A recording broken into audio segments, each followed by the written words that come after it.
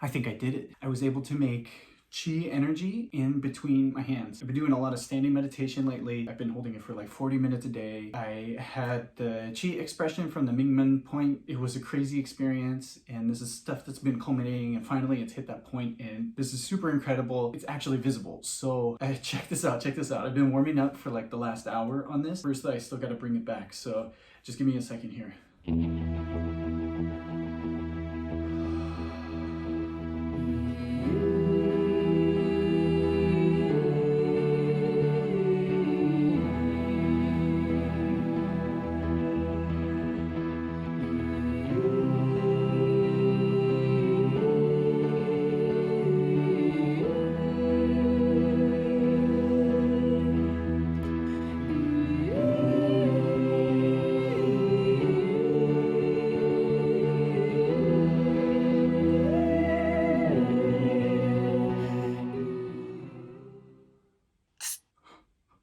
Did you see it?